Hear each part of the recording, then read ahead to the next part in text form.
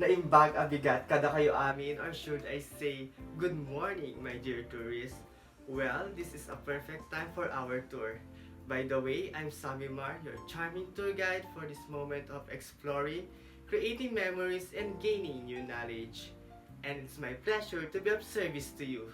On behalf of Travel Mania Tour Agency, I would like to welcome you to the creative city and said to be the melting pot of culture in the north and the summer capital of the Philippines, the city of Baguio. Baguio is a mountain resort city located in Benguet of northern Luzon, Philippines. Baguio City experiences temperatures about 7 to 8 degrees Celsius cooler than lowlands, making this a great destination to escape heat and humidity of Manila, especially during Christmas season. The distance between Manila and Baguio is 207.6 kilometers. This distance is equal to 129 miles and 112.02 nautical miles. Non-stop drive is 162 miles or 261 kilometers.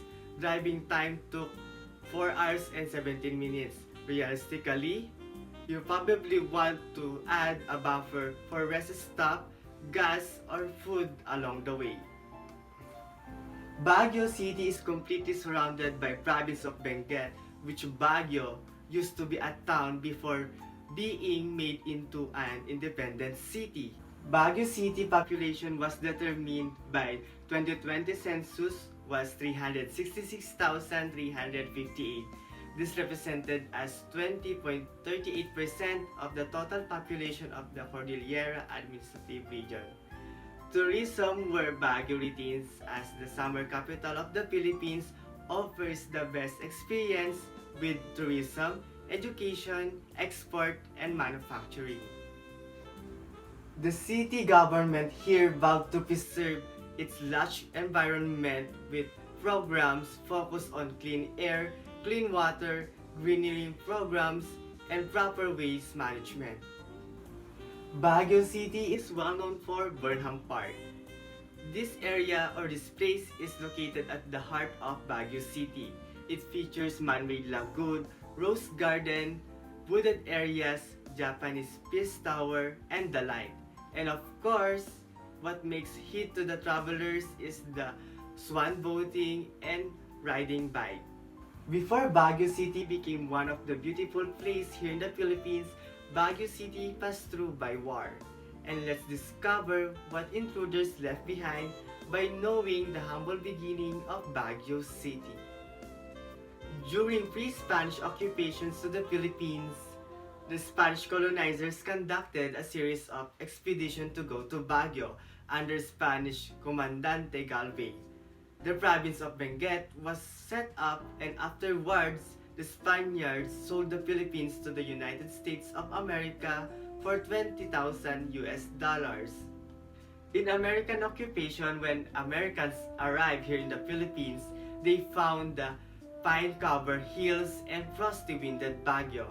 They carved Cannon Road from the mountains surrounding the Buwed River Canyon that connecting Pangasinan and Ilocos lowlands.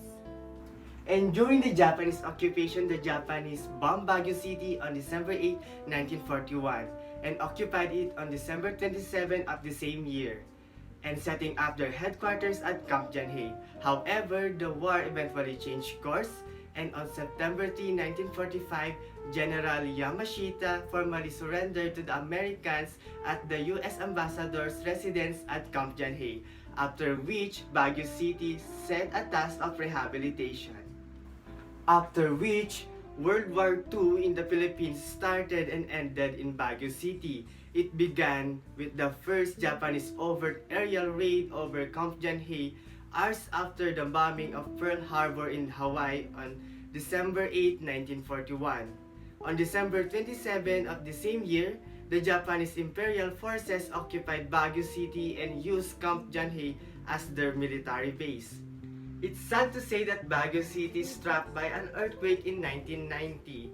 The massive 7.7 magnitude earthquake struck the island of Luzon in the Philippines on July 16, 1990, wreaked havoc across a sizable portion of Luzon, the country's largest island, with Baguio City suffering the most devastating effects.